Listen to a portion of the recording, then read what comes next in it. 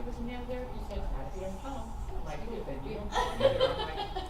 We have a quorum. 6 out of 10, yeah. Right. 1, 2, and Did John or, Sitting there, I tried to get on, I thought it was gonna be online, and it did not wasn't, email so. saying I I didn't was get not anything. gonna make it. I didn't Yeah. see that today. Sometimes Yeah. things happen at the end of school. Right, and Kiana too. Yeah. I didn't hear from anybody that they were not assuming. Then I went home and was like, Is it oh, saying that's it's warm. Yeah. Yeah, Oh, that's great, that's why the Wi-Fi, right? I had trouble before this morning. Since yesterday morning, pretty much. Yeah. Boy. She was I came home after he was up and then Oh. Oh. Then he's.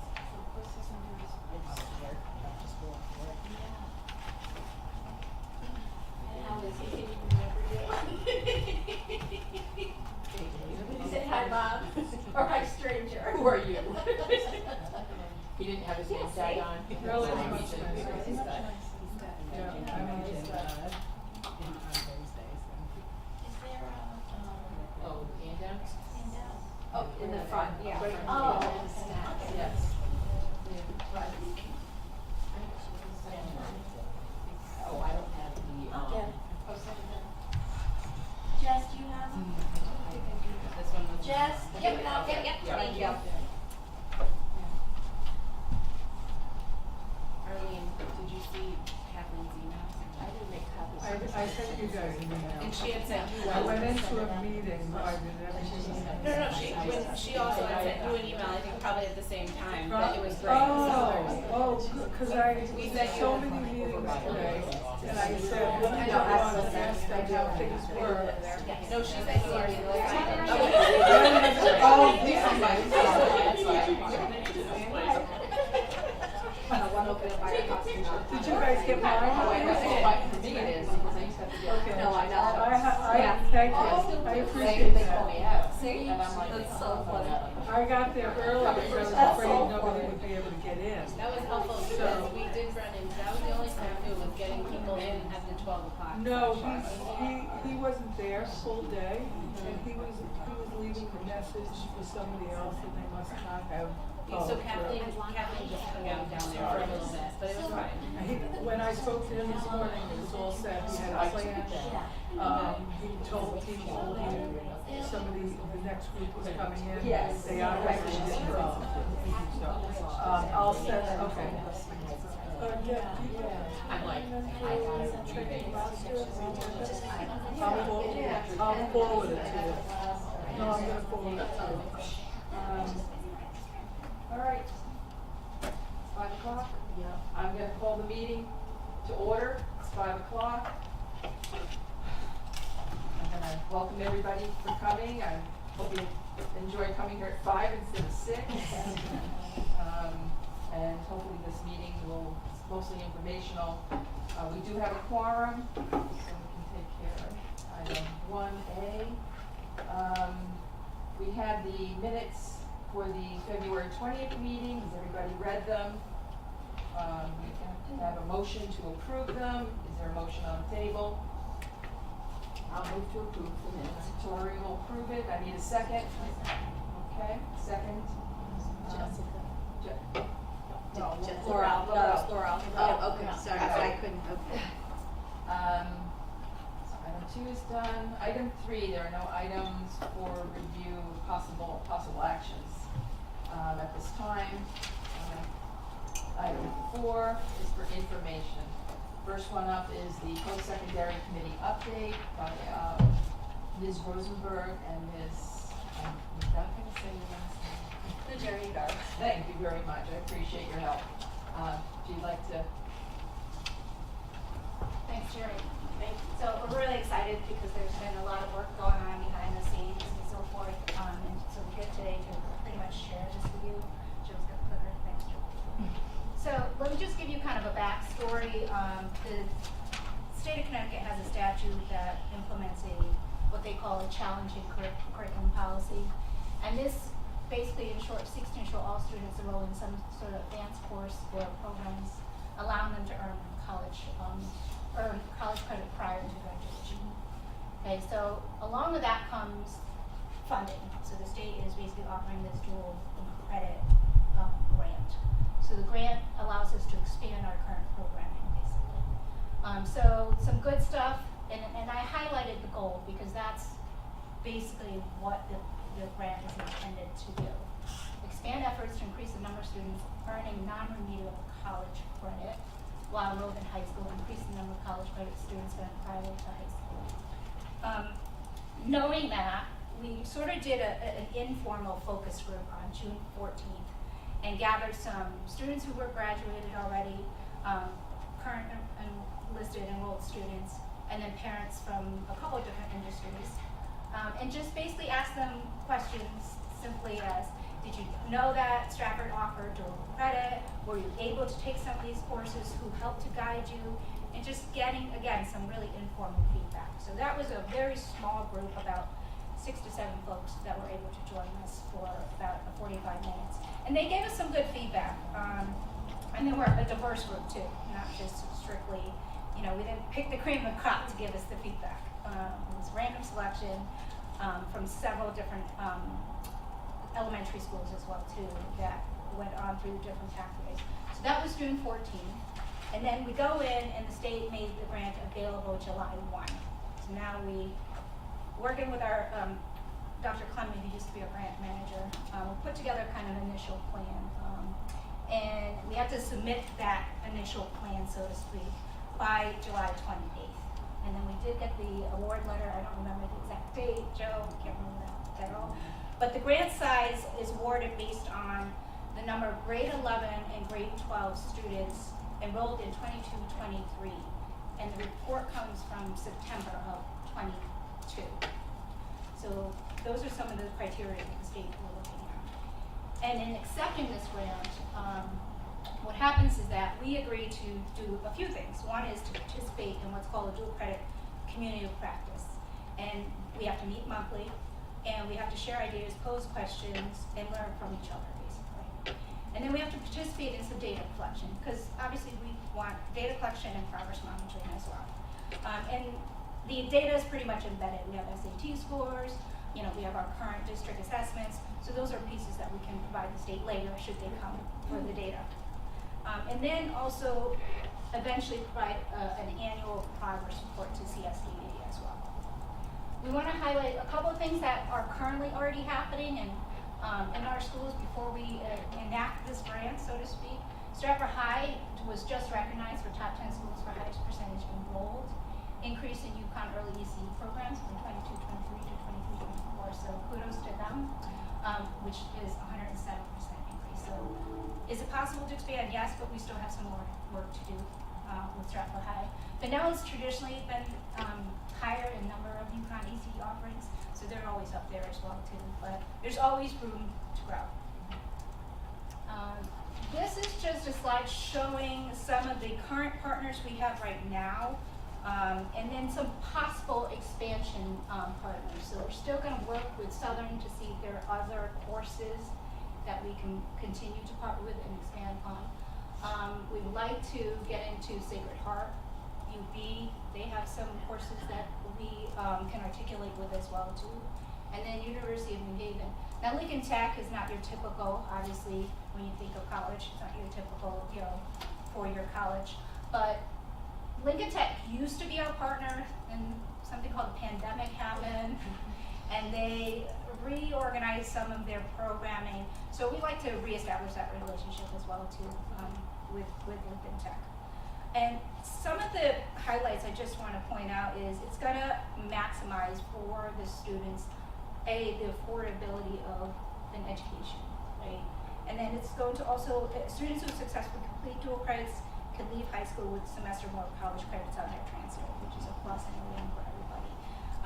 Graduate who choose to matriculate can then, if you go on to a community college, the community college is free too. So they've already earned enough to also earn a certificate in community college when they enter that as well. And then for those specific that are not going to college, so to speak, they're going to earn skills and work-based skills that make them employable. So those are kind of two of the advantages of this grant. Yes, we want to increase the college route, but we also want to enhance the work-based route as well too. And then I'm just going to pass this to Jo. She's going to give you a little more details of what we've done behind the scenes. So in addition to the dual enrollment grant, we have formed a post-secondary committee. Some members of this are also on that committee. We have had the opportunity to meet 4 times so far this year. And we've established our purpose that is broader than just the dual enrollment grant. So it's really about post-secondary partnerships, opportunities, and aligned to our portrait of a graduate. So what do we want? What does Stratford want? How does it look specific to us? These are our initial numbers, but that group is going to grow. This is our first year having this committee. I expect it's going to change. We're going to also have some subcommittees, things like that, as we get moving and as we learn to function as a group. To date, we have reviewed some survey data, which I'm going to share with you. So we have given surveys to 3 different groups. And we've also worked to hire consultants under the dual enrollment grant. That is part of what we are able to do. So we have an administrative survey asking about, what are we offering? How are we doing? What should we stop doing? What might we want to add? We have been able to get feedback from students, from school counselors, and from CTE teachers. So those are just the first 3 groups, and we've been working through that data. There are some common trends that have come up. One is that there's additional requests for some career center support and staffing. There's also a request for sort of updated marketing and advertising. And to that end, I'm just going to share with you some of what we put together for this year, but you'll probably see why we want to have some updates, because Joanna's skills are what they are, but I am not a marketing professional. So so I'll let that pass around and I'll explain what you're getting as it's being passed around. It is a list, and I update it regularly, but it's a list of current dual enrollment and AP opportunities at both schools. So UConn, Housatonic, Southern, and we have done it in English and Spanish. I have sent it out to families at the beginning of the year. So every student, every family member who had a student enrolled in an AP or dual enrollment class at the beginning of the year received these surveys. So they have that opportunity to see what is possible for them. And again, we have hired a marketing and messaging professional. So how can we take this, make it more interactive, more friendly, just make it the best that it can be, so that we're sharing information in a way that's really understandable for families and for students. And so they are going to be helping us with that, just sort of the ongoing communication and education. In addition, the students really do appreciate the diverse course offerings that we have at our schools. That's something that came through as one of the themes. But how do we make sure we have a process? This is what our academic support coordinator was hired for. Just how do we have a process to provide support for families and students? We have these amazing opportunities, but some of the applications are really hard to get through. You have a 10-page application, and if I'm running around to each school 3 times at each school trying to get students to do that, it's because some of these applications are really hard, especially if families and students have never gone through this process before. And how can we provide effective support and make sure that students have the opportunities to enroll? If you have the grades, we want you to be able to get that transcript and to get that credit. At this point in time, that is everything we have for you. Anybody have any questions going forward? I just want to make sure that if you have this information at the start of the year, that we're updating you on what's happening. We want to, we of course will give data at the end or at the beginning of the school year next year, but this is an information presentation and to show you where we are and what's happening with a little bit of data. Okay. Everybody have Any other questions? And if you do have questions, you can ask, but also you can email us and we'll get those answers to you prior to the next meeting. Please feel free to email anytime. How many people in here are on this committee? Show of hands. The 1, 2, 3. Sam, are you up? Yeah. Okay. You talked about the Sorry. Yeah. Okay, I just wanted to make sure that we I have knew. one question. Not the current one, you're saying. On this Okay. committee- Oh, that's what I was Yeah. Are you?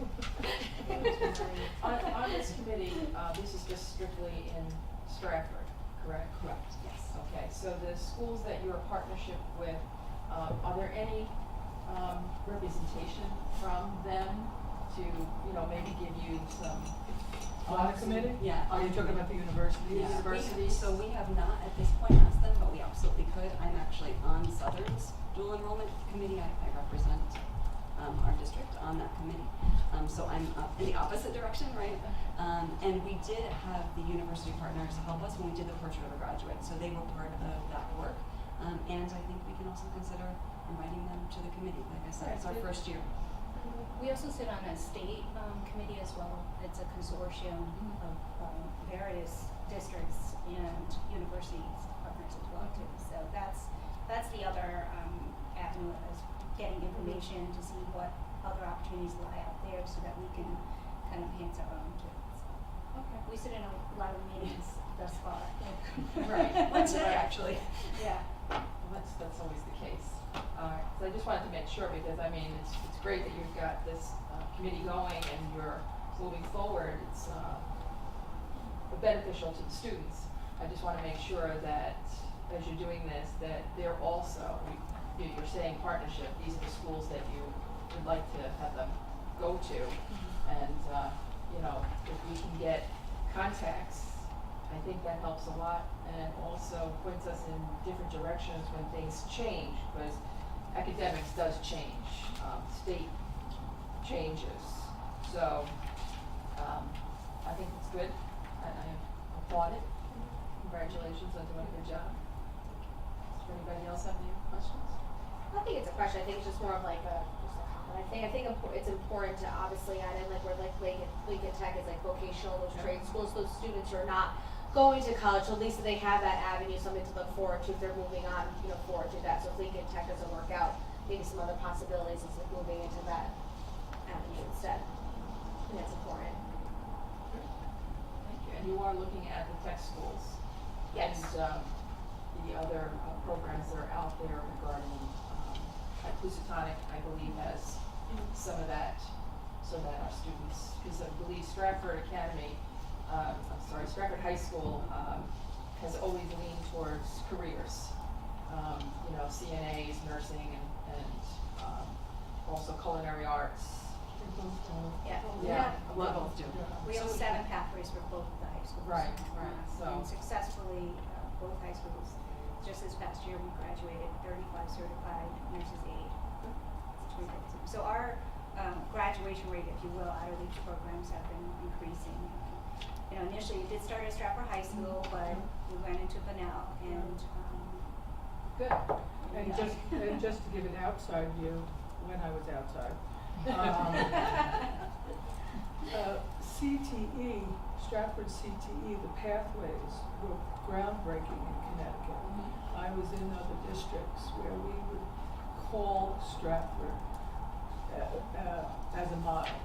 They were advanced. You know, other high schools were trying to get into that tech role, but Right. CTE really was way ahead of the game. I know I sent a couple of my people from different districts to talk to Stratford and how they set up their pathways. So I think you needed to hear that, and that's why, you know, the tech at this level, yes, we want to start that, but you already had it.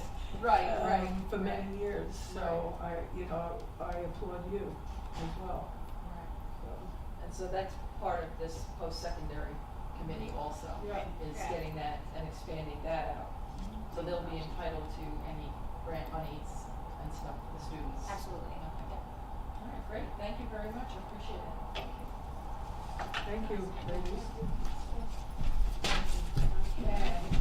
Next up, the dual language presentation, Ms. Cruz. Once again, please.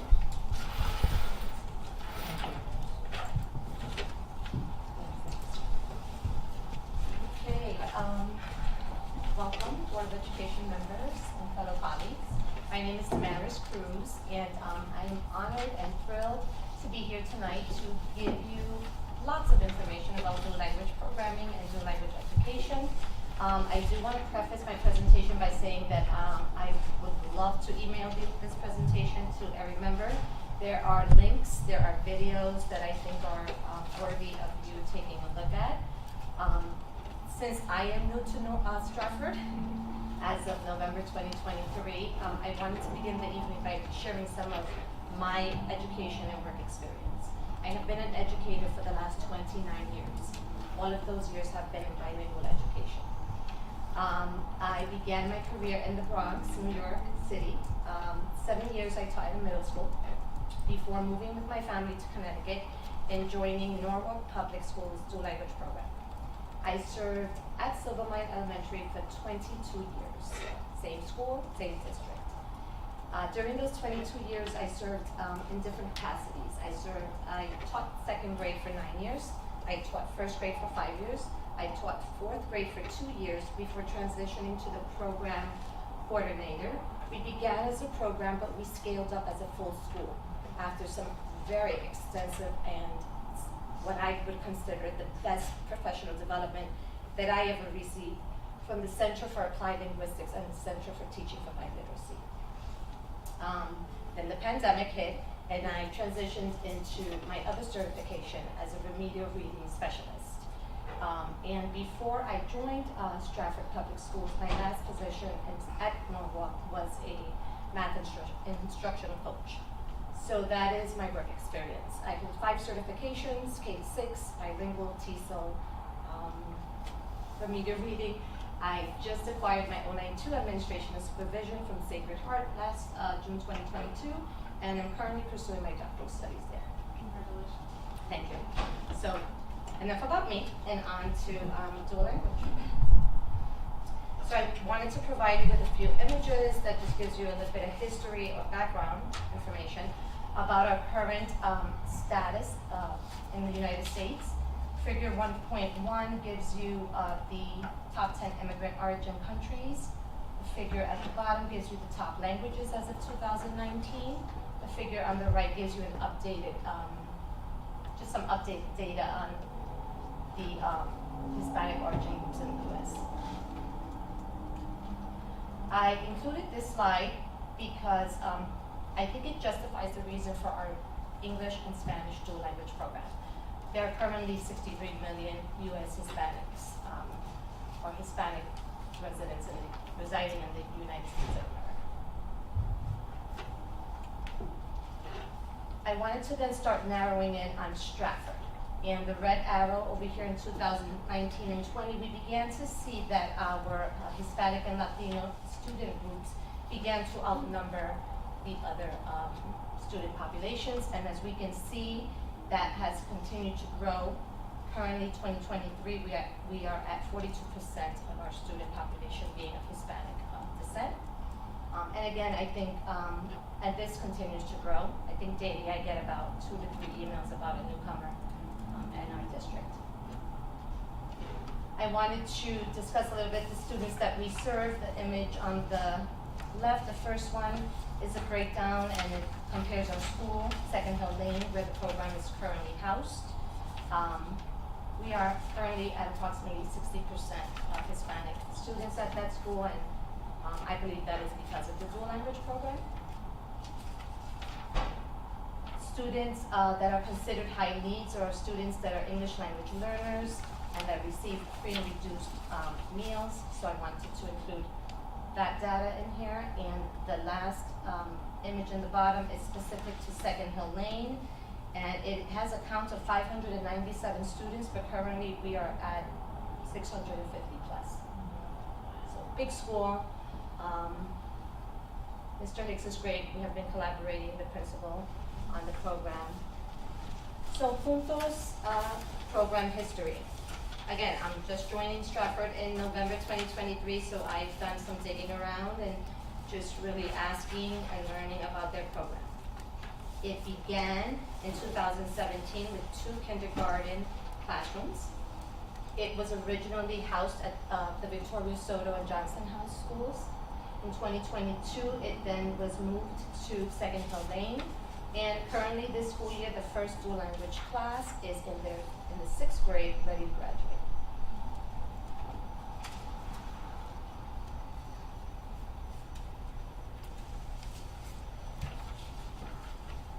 Our program model, Second Hill Lane has a two-way 50-50 dual language immersion program that uses the team teaching format.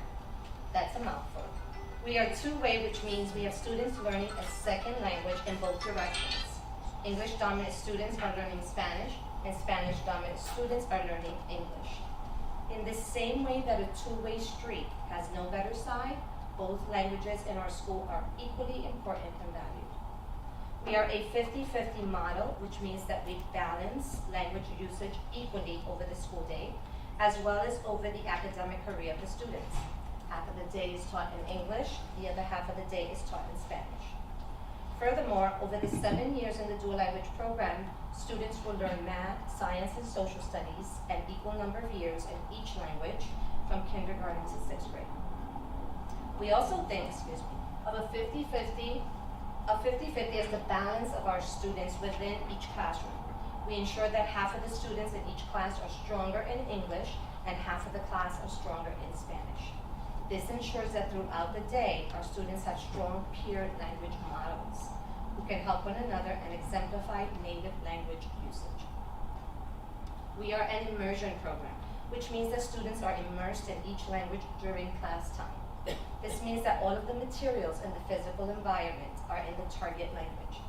The teacher maintains the target language. The students are encouraged to use the target language. And language is taught through content. That's to say that students learn about language through science, history, and math. And it is far more motivating and relevant to students to learn language to communicate real ideas rather than rote grammar lessons that many of us are very familiar with when we took a foreign language class, perhaps at the high school level. And this is one of the reasons why two-way immersion programs are so effective. And finally, we use the team teaching model. Some programs utilize one teacher who teaches in both languages over the course of the day. At Second Hill Lane, the teachers partner up. We have an English teacher and a Spanish teacher who teach a group of students for half of the day. And I will share with you, I have a sample kindergarten schedule, so I will share with you on that slide how the day looks like for the students.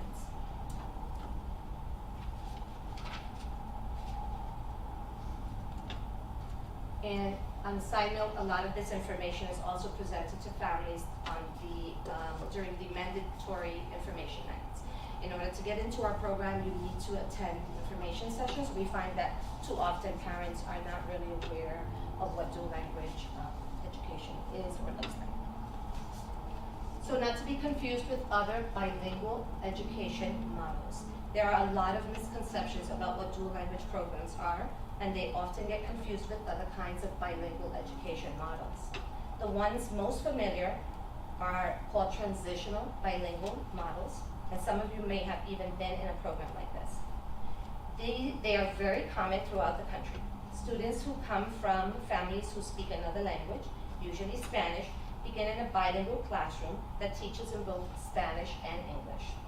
And as the child progresses through the years, they receive more and more English instruction and less Spanish instruction, with the ultimate goal of exiting the program, usually after the 3rd grade, but sometimes by 5th. Students in these types of programs end up losing their Spanish abilities, especially in reading and writing as English takes over.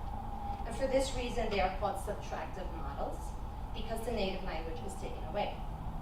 We at Second Hill Lane are an additive program because we use each language to support the other. The end goal of our program is bilingualism and biliteracy. The learning of one language does not take away from the learning of the other, but rather reinforces each. So if you come into the program with only English, you will graduate having added Spanish, and vice versa. And for our students who come into the program with varying degrees of languages, of both languages, as many of our students do, they will graduate with a command of both academic languages, which would be very unlikely without the support of a program like ours. On this slide, I wanted to quickly share with you a longitudinal study done by Thomas and Collier. I believe it was done in North Carolina, where dual language programs are very popular. And the blue dotted dashed line is pretty much where our monolingual students will perform, beginning in the 1st grade all the way to the 12th. sorry, 11. And on this side, what we have are the different program models. And if you look at this carefully, the pull-out ESL, they start to gain language acquisition, and then by about the 5th grade, they start to sort of decline. The early exit transitional model, you can follow the light blue line, but what I really wanted to highlight is that the two-way 50-50 immersion programs have been known by a lot of research to be the most effective bilingual program. Usually, when it is a highly effective program, we find that the students in dual language programs outperform their monolingual peers, at least by the end of middle school. This is just another image showing you pretty much the same thing, but focuses on English reading performance. And again, you can take a closer look at this when you receive the presentation. Curriculum and instruction. The dual language program follows the Stratford curriculum in regards to which standards are taught in which grades and at what time in the school year. You could walk into any kindergarten classroom in the fall here, and you would see the students learning the same, you can walk into any kindergarten classroom at Second Hill Lane's dual language program, and you would be able to see them learning the same concepts that they are learning in any other school in the town of Stratford. And as is mandated by the state of Connecticut, we follow the Common Core standards for language arts and mathematics, which prepares students for college and careers in the 21st century. Instruction is different in and is respectful of each language. And the 4th box says we utilize 3 linguistic spaces. I will elaborate on that a little more. The English classroom, the Spanish classroom, and something very specific to language learning called the metalinguistic space. Here are our 3 pillars. These are our goals. Any dual language program ultimately wants their students to exit, leaving or graduate being bilingual and biliterate, having reached high levels of academic achievement and cross-cultural competence. The concept of the emergent bilingual, I think this is also some very important information that I will try to share with you quickly. A lot of research has happened in the last 5 years as the popularity of dual language programs has increased. The work of Kathy Escamilla in particular has truly changed the field of bilingual education and has certainly impacted our instruction and program model. We already know that instruction needs to look different in each of the 2 languages, but we are learning it goes beyond just understanding how each language is learned. For many years, like every other dual language school, the monolingual curriculum was provided to us, and we simply delivered the instruction in 2 languages.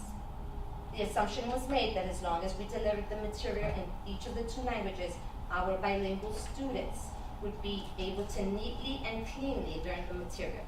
We assumed that our students could compartmentalize the English and compartmentalize the Spanish and produce compartmentalized language. But what we know from common sense and now, supported by a lot of research, is that our brains don't work that way. Language learners use what they know in one language in order to make sense of things in the other. Give you a quick example, we will usually hear kids making approximations with language. This is very common, and at one point it was seen as a deficit, like, oh, you don't know English, so it was like a deficit, but really we need to leverage everything that they know in their first language. So just to give you a few examples, I have often heard kids say something like, Mommy, quiero jugar outside, or where are my zapatos, or mi tía's casa. And we have to accept those language production and realize that what the students are doing is they're tapping into 2 linguistic repertoires. And that is a highly advanced skill. And knowing this has had huge implications in the way that we are teaching. Instead of looking at this as a problem, we are using it to our advantage. Bilinguals are not monolinguals in one person.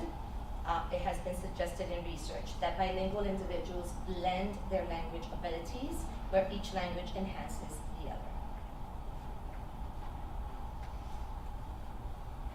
And so when I speak about the metalinguistic space, this is an activity that at the end of a unit of instruction, teachers should engage students in an activity called the bridge. And as the images show here, usually the Spanish classrooms will use a green marker all around their classroom as a visual for students, so that they know that they are in the Spanish classroom, and the expectation is that they try their very hardest to speak it, understand it.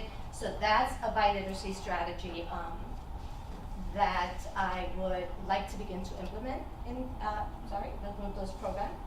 And blue is usually used for English. And what we're seeing here are 3 different images with 3 different units of instruction. I think the first one is, if I'm not mistaken, a math lesson.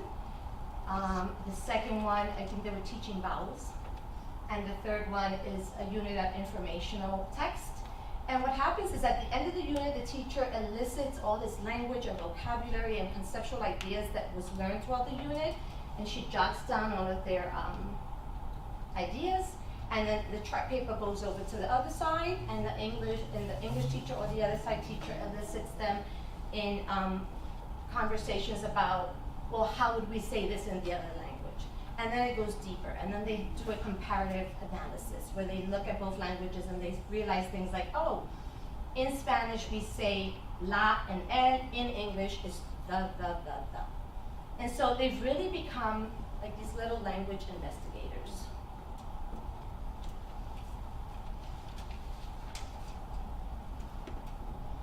I'm sorry, one quick other thing I wanted to add is that one of the reasons the Spanish and English immersion programs work so well is because approximately 65 to 70% of English academic words have a Spanish copy.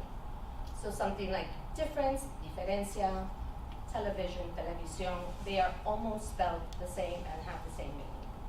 And that really helps our students to learn the academic language and compare, make those comparisons and make the transfer of learning. The benefits of bilingualism.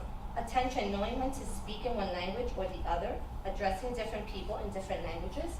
Having this kind of control requires a skill called inhibition and task switching, which are part of executive functioning. People who speak 2 languages often outperform monolinguals on general measures of executive functioning, and I have a slide that will show you what that means, and you can look at your own leisure. They can pay focused attention without being distracted.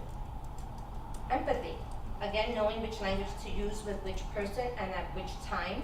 Research has shown that children get a head start on tests of perspective taking and theory of mind. Reading, 2 language students outperform their peers in English reading skills by a full year's worth of learning by the end of middle school, and that was the slide that I shared with you.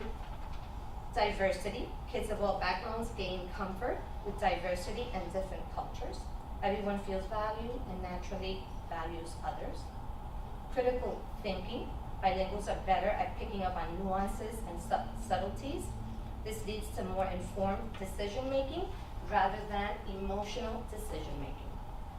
And memory, protection against cognitive decline and dementia.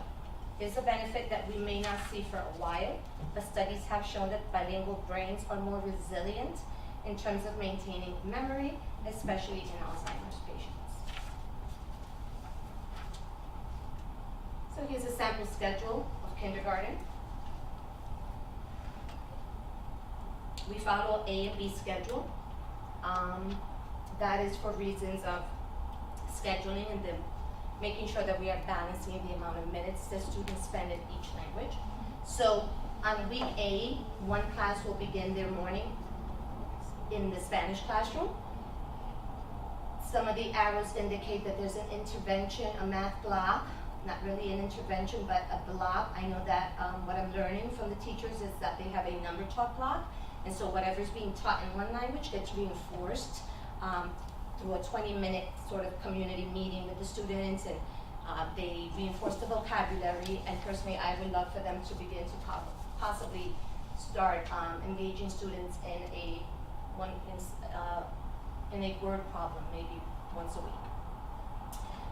We do provide literacy intervention in both Spanish and English. We know that we have students that come to us with interrupted learning. So that doesn't mean that they do not have potential to learn. They have a lot of oral language. When we talk about the science of reading, we know how important it is to have that language and the word study that will help to become a skilled reader. And then they switch midday, and this image, it says 1 o'clock, but most classes are switching around 12:30. The kids gather up all of their stuff, and the teachers look at one another, and they sort of just switch into the next classroom, and they spend the other half of their day learning in the other language. Video, this is Ms. Shudo. She's an amazing kindergarten teacher. You can watch this on your own. I mean, you actually see students that are not of Hispanic background engaging in speaking in Spanish and participating with their peers. They're doing a little bit of calendar work. So some of the supports that I would like to put in place, and some that are, I would like to begin a family partner program. Too often in my experience, we have families that do not speak the other language at home and are sort of looking for that support, like, don't really understand this, is there a family I can reach out to? And so sometimes it's called a liaison program.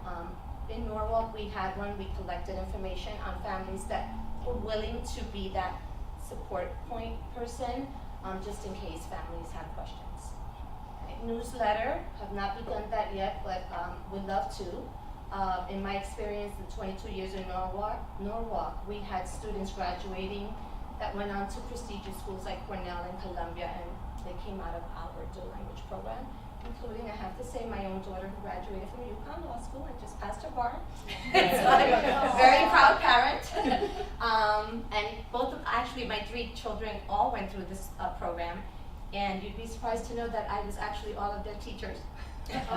My poor son had me twice in the 1st and 4th grade. I had to actually have a discussion with him when I decided to transition from 1st to 4th, and I said, do you want mommy to be your teacher again? Because mommy's not a pushover. So he actually did very well. And we actually do not speak a lot of Spanish at home, shame on me, but all of my children were able to successfully achieve very high scores on the state tests. Parent workshops. Right now, March 27th, we have 2 teachers at Seton Hill Lane that are giving a literacy workshop, so I'm supporting them with that. Parent coffees. I had my first parent coffee. We're trying to hold them on Friday mornings. I had, I want to say, maybe anywhere between 10 and 15 parents. It's very informal, and they come with questions, and I try to come with answers. Parent University is something I would like to eventually get up and running. Family engagement is really important, right? We know how important, the research shows how important it is for families to support their child's education. And so in the past, in Norwalk, we did this on a Saturday. We paid teachers to run a class. I did a class on oracy. We provided childcare, which can be a big issue for some parents. But I have to tell you, it was very successful. We sent out a course catalog. Parents were able to choose whatever courses they wanted to attend, and we had a very good turnout. And then myself, I am here to support families as well. I have been getting plenty of emails. I have a parent who is German who reached out to me and said that she studied German and English in her country as a young child, and so she's very much interested in having her child learn Spanish because it has become, as the slides indicate, a very popular most spoken, the language with the student populations that speak the language, the highest percentage. So I've added some data that you can look at on your own, right from edsite.org, which gives the report card for each school. Just to give you some clarification, provided information on math, specifically just for high needs. This would include students with disabilities, which are also in our program, students that receive free and reduced lunch, and our English language learners. Okay, so this compares the district with Second Hill Lane specifically. And again, there is a gap with some reporting because of the pandemic. So you will see that it jumps from, right, to 2021. There's the English language arts data. And something that I found very interesting was this one, that focused on the literacy and the oral academic growth of the students at Second Hill Lane. We can see that in 2021, we were at 77% for literacy and 65% for oral proficiency. And overall, I just wanted to share that I know that we have also adopted the Ruler social emotional learning program, and my degree is actually in social emotional academic learning for social justice. And I just was thinking of the Stratford's vision and how nicely they align. And I won't read to you that that will be emailed to you. That is not in your packet. I apologize for that. Just wanted to again provide you a little more information about the benefits of social emotional learning in a dual language program and what the research says. And here's the slide on the executive functioning skills, which are really important for students to learn to be successful in school. Okay, so when we talked about metalinguistic, we're talking about metacognition. And when I explained all of the benefits of bilingualism, a lot of them fall into executive functioning skills. And that is it. You and I was growing up. I know. We had the one way. Yes. Yeah. This is very, very impressive. And quite frankly, from seeing it from the European side, that those countries do extremely well. They speak not only the language of their home, but they speak 2 or 3 beyond, which I'm impressed with, but they start them early. And that's the key, is not starting them at high school level, where we've already established our way of thinking, and I know how much I took English and tried to slot those Spanish words in. It didn't work. So yeah, this is, I think, a program that should be expanded, in my opinion. Because I can see the benefits, not only for the children, but for our reading, our math, sciences. I mean, this is, what do you do when you have students coming in, as these children are moving forward, as you say, they're coming from kindergarten up to 6th grade. You have children who move into town, but they're not at the same level. They're not in your program then, they're just in the regular? So, in a dual language program, we can continue to accept any child who is dominant in Spanish at any point, at any grade throughout the year. With English, after 1st grade, we cannot accept you because you have lost the instruction of the very important foundational skills on how to read Spanish. Although Spanish is phonetically very easy to learn, there's a lot in kinder and 1st grade that goes on that as an English dominant student, if you lose that instruction, you're just going to be behind the 8 ball. Right. And it's just going to be hard for you to really catch up.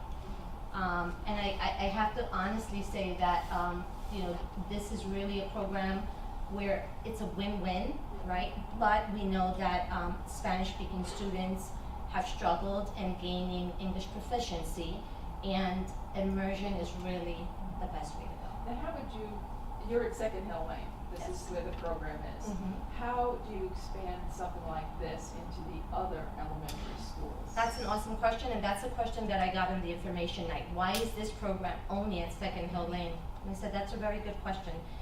My predecessor created this program, Ms. Denise Massari, so I'm not sure. Like I said, I know the history. It began in Soto and Johnson, was transitioned to Second Hill Lane. I'm not sure. I know that everything comes down to funding and bodies, right? Right, certifications. Let me ask a question. Why Yes. was Silvermine, the dual, there was only one school in Yep. Norwalk, Silvermine, so what was the reason there? That's a great question. Just wondering. Right.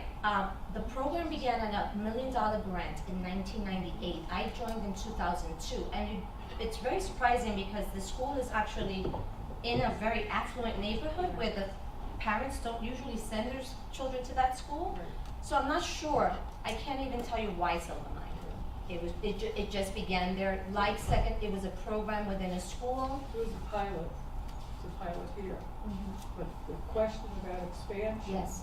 I think Silver Mine has had it much longer than Stratford, For sure. but they still remain in one school. Why hasn't it expanded in Milwaukee? Actually- And that leads into Yeah. your question, Right.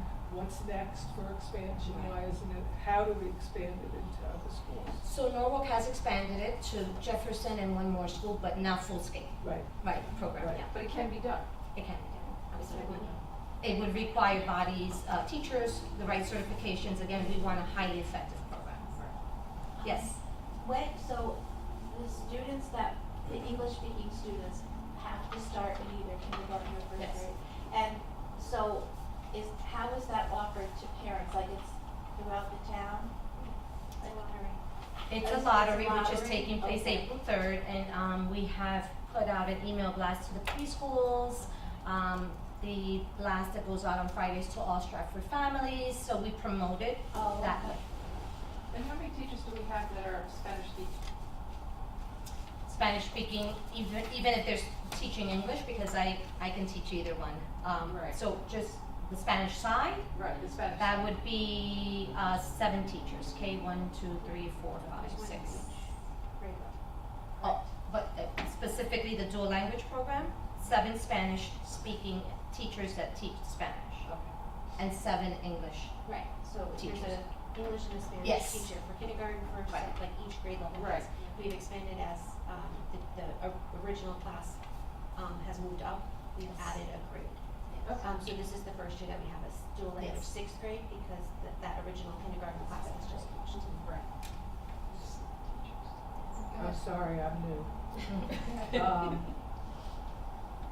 The first year, Yes. what was the grade level, what was Denise's first year, did she start? She with started one- kindergarten. Just kindergarten, Just kindergarten. so that we transitioned year. K1 Yes. to, so we, Is that right, okay. Are they, was there a plan to move it to the middle school? So, So, I'm I sorry, had, yes. no, but again, coming from a program that I worked in for 22 years that fed into, Yeah, because really your the ideal and most effective dual language program should be a K-8 school, correct. so that it can just feed into Correct. world languages Yeah. at the high school level. But for us in Norwalk, we fed into one middle school, which but was, which was West Rocks. Yeah. However, because Stratford has 2, Norwalk had 4 middle schools.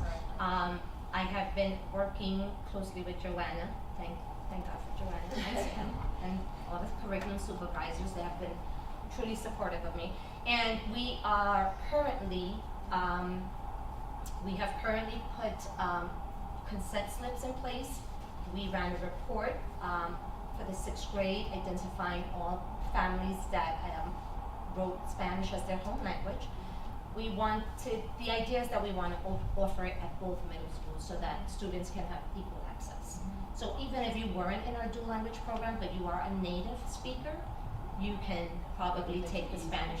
And it would be a Spanish 2 class, a bit more rigorous. And I would work with that teacher to turnkey some biliteracy strategies and really make that a rigorous And how do you class. deal with the dialects? So again, our teachers, like any language, first of all, we're all language teachers because English is a language. So I think visuals, right? I think that it's really important to learn a few words and build relationships with students. When you show students that they matter and you're trying to just learn, even if it's hello, bonjour, you know, welcome, bienvenuti, anything like that helps to bond, form those trusting relationships. And again, along with visuals, different Google translates into different languages. So using many biliteracy strategies, which I can go into detail further when we meet if you want to. Yes. I have no idea about this program, but I'm absolutely intrigued by it. Awesome. So at Second Hill Lane, Yes. like there's 3, how many 6th grades are there, including the dual language? I wanna say there's 4 or 5 classes. Total. At least five. At least 5, it is a Yes. very big school, yeah. Okay. So there's 2 Of the dual 5 language, classes, right. and then there's the 3 that are- Monolingual, Okay. all English, yes. Okay. Some grades have 4. Yes, At second. yes, So it's separate teachers then, it's not the 3 that were all. correct. Okay. It is separate teachers, and they need to be TESOL certified or certified in bilingual education, Oh, okay. which again, helps us to have an effective program. Yes. We could do a little tour if we Oh, want. yes, my next tour is March 15th. No, really. I've added that I this love year to families. We did that in Norwalk. But I've I had think 2 if tours. the Oh, program yes. committee would wanna tour the class and, Yeah. and That would be we can amazing. set that up. Yeah. It's one thing to report out, it's another Absolutely. thing to see it. Actually, see it in action. Oh, man, yes, and that It's pretty video. impressive. It is. The video is very cute. Yes, it's cute, but it is impressive. But I'm extending through Damaris. Sorry, Damaris, she doesn't know I was gonna do this. Nor does the principal. Has the Norwalk ever used grants, or, as you say, it was like $1 million that, So what happened in Norwalk was our superintendent, Mr. Adamowski, who might be familiar to some people. Steve Adamowski, Adam. Dr. Adamowski. Yes, Dr. Adamowski. Granted as magnet status. And so under magnet fund, being a magnet school, we were receiving $1,000 per child. And with a population of 500 students, by the time we rolled up the program to a full school and we had 500 students, we were looking at, I wanna say 500,000 additional, money from But the money magnet. came because it was granted as a magnet Yes. status. okay. Magnet So status. that's how they did that, Yes. but the bilingual program started, I think, I'm probably wrong, before Steve got there, I think we had 10. I believe it Okay, did start before. so, but the question to, Yes. grants, Yes, that's something I can't answer, but we would certainly look into, because I can't see Norwalk starting it with local funding. No, I didn't mean that in a negative way, I Yeah. just mean that Well, of any- course. any any- municipality is not gonna do it exactly. on that So they level. need to get some help, and I'm just wondering, aside from the magnet school status, which was after the establishment of the bilingual program, that was additional funding, so where was the initial funding from, and that's a Well, good there's also question. businesses, I mean, when you look at your hospitals, like Bridgeport and, Yale, they all have Spanish-speaking Sure. nurses too. So, I mean, if you can get the community like that I to just don't be know the interested. answer to the No, I don't Norwalk either, question, but I'm just, and- I don't either. I get lots of emails from different organizations that usually will come across with grant proposals. That's a CSDE question too. Yes, You know, absolutely, For the Yeah. state, For the so, state, absolutely. we should look into that, Mhm. because I think, For multilingual learners. if you don't absolutely. mind my saying, I This is think the good. presentation it was a great presentation, it's a successful program. We do invite you to take a tour, maybe Damaris, we can talk about that as a group. We go in and look at different grades. during the day. Yeah, well, how Yes. would you do that? You're gonna bring all the kids Well, the back students at are night? You bring the kids here to present? Yeah, we like a could do talent that. Well, but no, and actually, we can. I would rather you go see. Yeah, I like to In see their the own environment. environment, Yeah. yeah. And I started the tours because I want the kids to get used to Yeah. people coming in and Yeah. watching them, Yeah. right? Showing an Watching interest. them learn, And right? showing an interest, Showing Exactly. Exactly. So And they we'll love to set show that up, so. Good, good. And it's awesome, it really is. So, we'll set that up and hopefully everybody can participate, including our teachers who are currently in the district and some who work, or committee members who work outside. If they can't make it during the day, we'll try and, do something for them. But I think this group would love to see this. I think so. Does anybody have any questions for? Oh. Go ahead. Sorry. Can I just ask you about the schedule? Sure. So historically, correct me if I'm wrong, originally I believe it was like 1 week English, 1 week Spanish based on the subject. So looking at this schedule, it shows math and English for both A weeks and B weeks for that grade level. So like math and the language arts, science, and social studies says English. Right? And so is that English all year for That's them? a great 'Cause question. That seems like a shift, so I'm just curious Yes. about how that works and when they Mhm. have the Spanish versus English instruction. So again, when I joined Norwalk Dual Language Program, we had not had the extensive PD that we received in the Center for Teaching for Biliteracy. As part of that professional learning, they suggested that we create a language allocation plan, and that is something that I have created but have not implemented yet. And when I said that students are immersed in language an equal amount of time, content areas, so in Norwalk, what we did was we were very strategic in saying, well, first of all, we tried different models. We tried 1 week of English and Spanish, 1 week in math. We realized the students were tuning out instruction because they knew that on Monday they were going to receive math in their native language. That didn't work.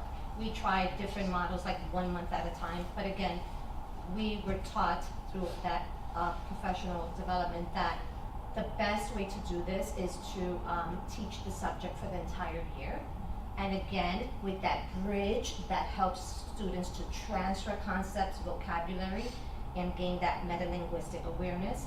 So in K2 and 4, at least where I came from in Norwalk, math was taught entirely in Spanish the entire year. Again, with some reinforcement in the other side during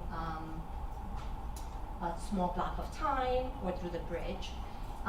Grades 1, 3, and 5, because of SBAC and state testing, we were strategic and we wanted math to be taught in English.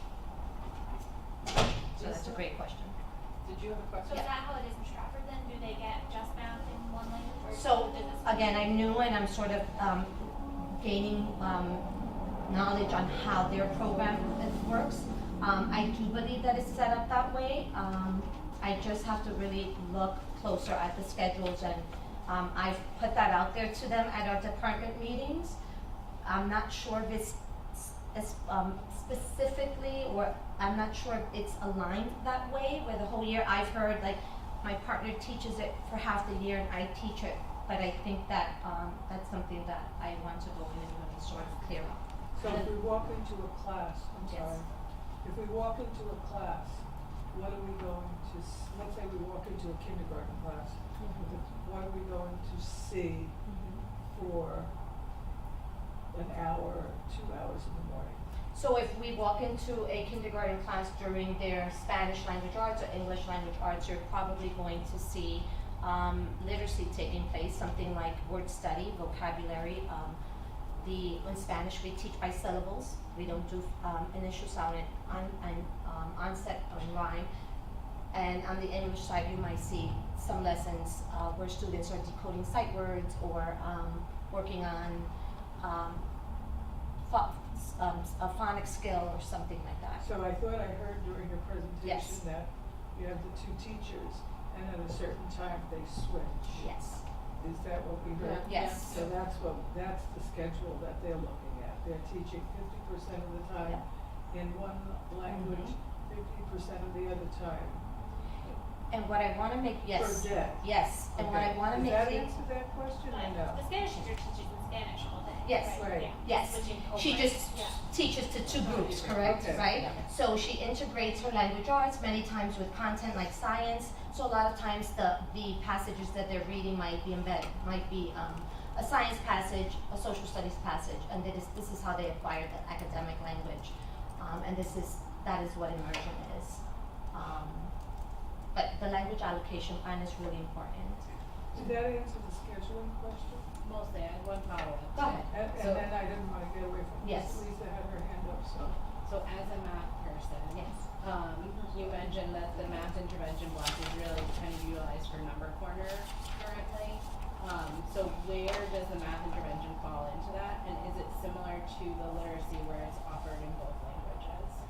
So, Sam, I know, is being the math supervisor, supervises the math coaches, and I believe, correct me if I'm wrong, Sam, that they provide some small group instruction along with supporting teachers? Yeah, we're supporting, we have a coach there just specifically for that program as well, 2 days a week. Right. But no, she does not. Her native language she's doing her best to Yes. translate and, you know, kind of support kids through the concept, but we were looking into trying to find, again, back to no bodies, trying to find some, a bilingual Yes. tutor for instance. Yeah. And, I'm sorry, the Spanish the literacy intervention is offered in both languages because we do have a bilingual certified, teacher who provides the, intervention. Lisa, did you want? Yes, so a couple questions, comments.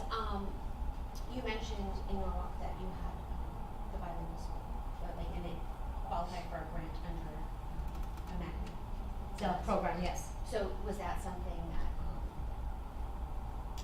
the grant, that continues, or it has an expiration date, like most grants? That's a great question because and during that time when we became magnet, I was still in the classroom, but I wanted to say that magnet status comes from the state. Arlene, you can help me with that. You have to apply for the status. Right. Right, so the initial grant to start the program in 1998 was the $1 million grant that helped us. That eventually ran out, right? But then we got support from central office whenever there was a new reading curriculum. They were sure to not forget us and order materials in Spanish.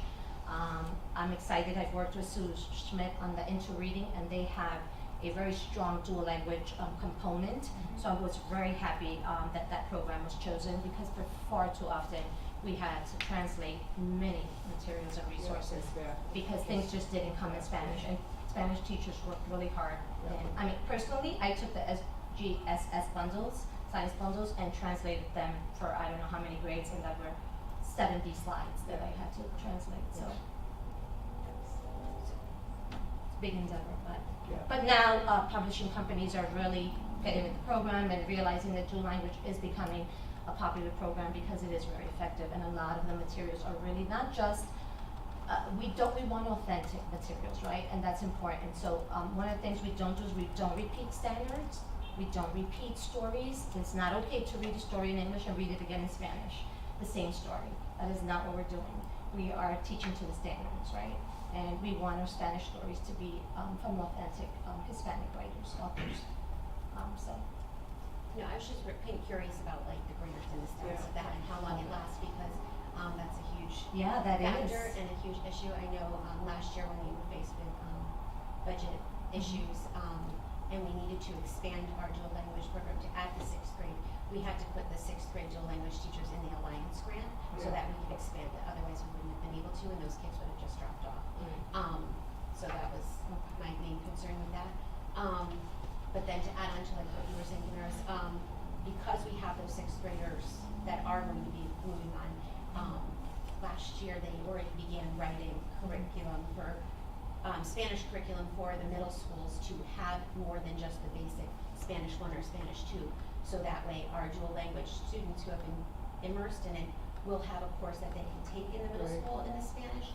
But to your point, it's also another option for some of our other students who are not in the dual language program who are fluent and dominant in Spanish to take that and not have that other option. So that is a curriculum that is We need to coming to make that expand a that. priority. We were That would be talking about, amazing.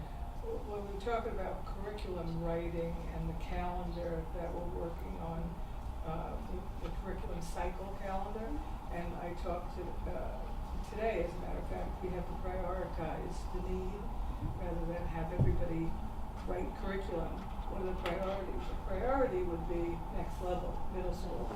So I just want to say that to remind you of when we talk. May I ask one question? Yes, you may. Sorry. No Did problem. you say that, to your question, the initial grant in Norwalk was 1998? So that means for the dual language? Yes, 1988. Okay, so the people I thought I would be able to contact, that was under, he started, Dr. Jassy started the dual language program along with the Center for Global Studies, which wasn't called the Center for Global Studies. He has passed away, so I can't contact him. I'd like to, but I can't. Well, no. He was, I know, we can say, we could call, we can make it. No, only because I was in Norwalk in '98. I remember when this started, and he was the supervisor of world language, very passionate man. And that's why Silvermine was chosen as a pilot, but also he went after grants. Lisa, to your question, he was a guru in grant hunting, and found it. And, so thank you for that question, and I asked only because I was thinking, okay, who can I contact? Yeah. And Ralph Sloan was the superintendent at the time, and he is, now retired in Florida, and I'm not sure, I have his contact, but I'm not sure he would remember. Sorry. Reach out. I have he recently,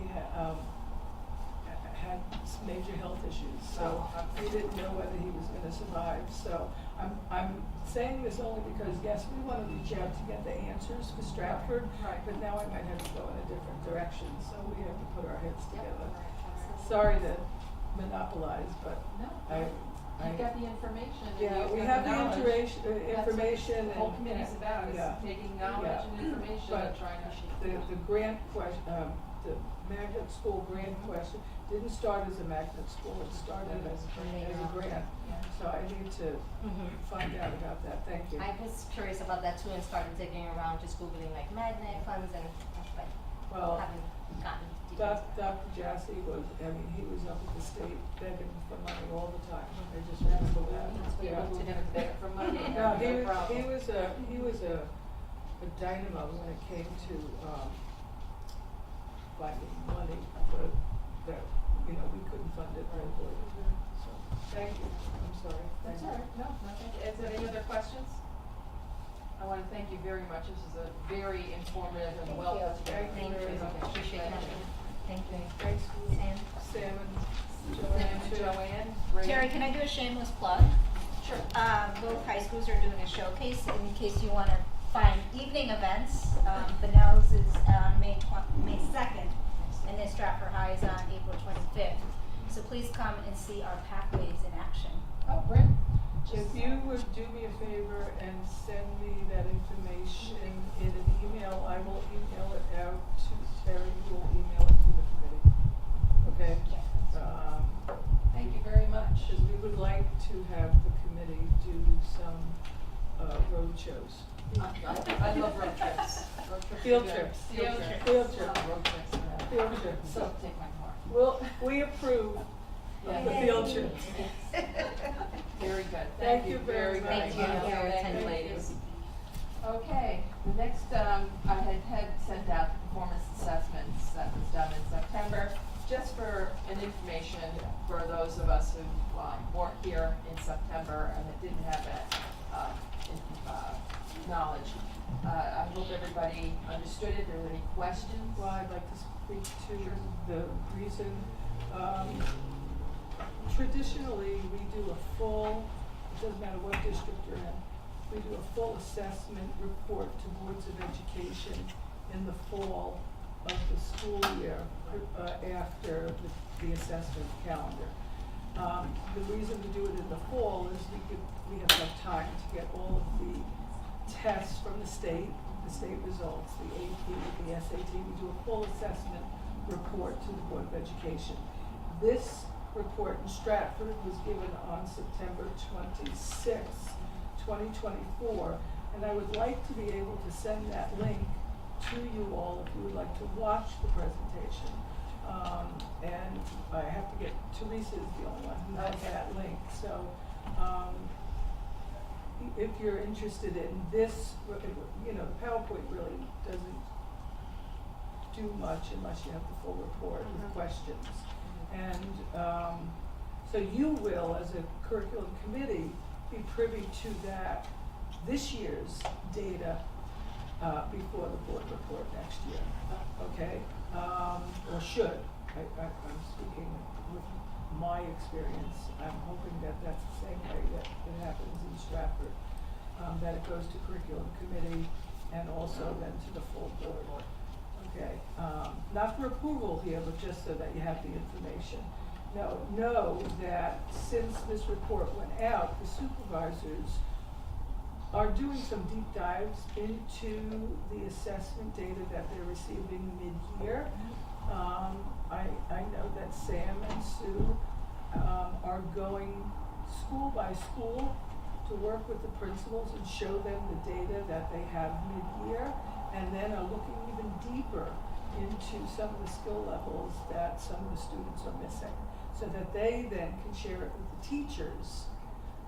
And that deep dive, I could say 10 years ago, never really happened, because educators, correct me if I'm wrong, when we went through and Katie, when we went through our coursework, data mining and data analysis was not part of the curriculum, was not part of our, you know, I love digging into data.